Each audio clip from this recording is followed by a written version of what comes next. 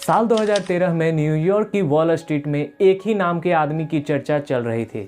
ये नाम था एंड्रयू कार्लसन, जिसने $800 की रकम से शुरुआत करके सिर्फ 2 हफ्तों की ट्रेडिंग से करीब 24 अरब रुपयों की कमाई कर ली थी।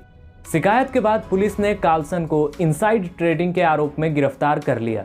कार्लसन ने पुलिस को बताया कि वो जानता था कि कौन शेयर ऊपर जाएगा, क्योंकि वो साल 2256 से आया है। पुलिस ने उसकी बात को सीरियसली नहीं लिया। उस पर केस चलता रहा और करीब 1 महीने बाद वो बेल पर बाहर आया।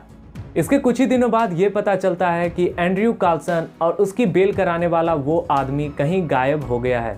दोनों में से किसी से जुड़ा कोई सबूत या रिकॉर्ड नहीं मिलता है। दोस्तों, ऐसे ही टाइम ट्रेवलिंग की कई कहानियां सोशल मीडिया पर वायरल होती रहती हैं। तो क्या टाइम ट्रेवल कर पाना संभव है और क्या एंड्रयू कार्लसन की ये कहानी सच है, जानेंगे आज के इस वीडियो में।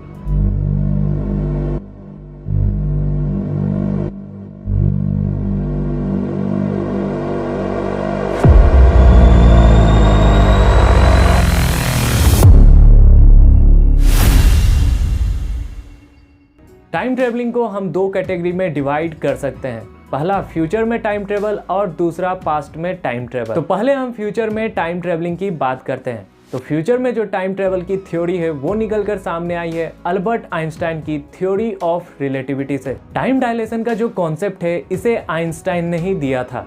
आइंस्टाइन की इस थ्योरी को देने से पहले ये माना जाता था कि टाइम कांस्टेंट होता है, मतलब आप स्पेस में या किसी भी दूसरे प्लेनेट पर रहें, टाइम हमेशा कांस्टेंट ही चलेगा। सबसे पहले आइजैक न्यूटन ने ये बात कही थी कि फ्लो ऑफ टाइम हमेशा कांस्टेंट रहता है। लेकिन फिर आए अल्बर्ट आइंस्टाइन, जिन्होंने इसे गलत बताया और कहा कि टाइम रिलेटिव होता है। टाइम का जो फ्लो है वो कभी तेज भी हो सकता है और कभी धीरे भी, और ये डिपेंड करता है स्पीड एंड ग्रेविटी पर।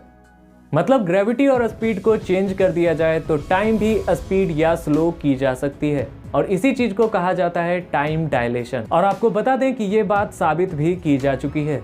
साल 1971 में एटॉमिक क्लॉक्स का इस्तेमाल किया गया था, जिसमें एक क्लॉक को रॉकेट में रखकर पृथ्वी का चक्कर लगाने भेजा गया और दूसरे को धरती पर ही रखा गया। पृथ्वी का एक चक्कर लगाने के बाद ये देखा गया कि रॉकेट में रखी घड़ी का टाइम धरती पर रखी घड़ी से कुछ नैनो सेकेंड्स पीछे था, और इसे कहा गया हेफेल किटिंग एक्सपेरिमेंट, जो आइंस्टाइन की टाइम डायलेशन वाली थ्योरी को सही साबित करती है। तो थ्योरेटिकली अगर भविष्य में ऐसा रॉकेट बनाया जाता है जो लाइट की स्पीड से ट्रेवल करे, तो उसमें 10 साल बिताया गया किसी इंसान का धरती पर 9000 साल के बराबर होगा।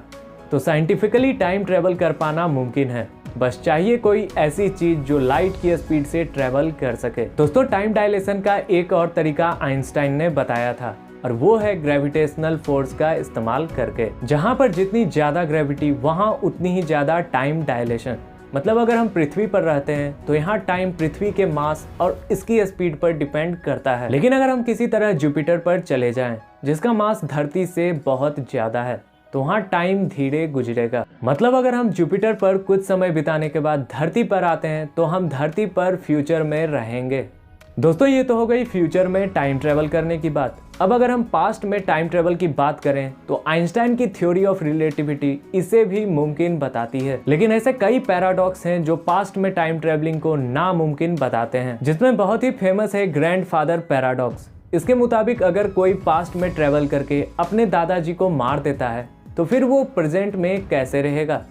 इसे अच्छे से समझें तो अगर उसने अपने दादाजी को मार दिया, फिर उसके पिता का जन्म नहीं हुआ, मतलब कि उसका जन्म भी नहीं हुआ, फिर वो पास्ट में जाकर अपने दादा को कैसे मार सकता है। लेकिन अगर इसे हम क्वांटम फिजिक्स के नज़र से देखें तो जिस समय कोई पास्ट में जाकर अपने दादाजी को मार देता है, उसी समय ब्रह्मांड 2 भागों में बट जाएगा और उसमें एक पैरेलल यूनिवर्स का निर्माण हो जाएगा, जिसमें ना तो उसके दादाजी अब जिंदा होंगे, ना ही उसके पिताजी, और ना वो पैदा होगा। और दूसरी ओर हमारा ब्रह्मांड बिल्कुल वैसा ही बना रहेगा, जिसमें दादा भी होंगे, पिता भी होंगे और वो भी रहेगा। अगर सही मायने में देखा जाए तो टाइम ट्रेवलिंग पर अब तक जो कुछ भी वैज्ञानिकों के पास है वो सिर्फ थ्योरी यानी सिद्धांत है।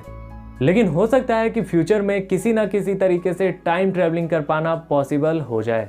दोस्तों, ऐसे और भी कई तरीके हैं जिनके जरिए हम टाइम ट्रेवलिंग कर सकते हैं, जो कि साइंटिफिकली भी प्रूवन है। तो इन तरीकों के बारे में हम किसी और वीडियो में बात करेंगे।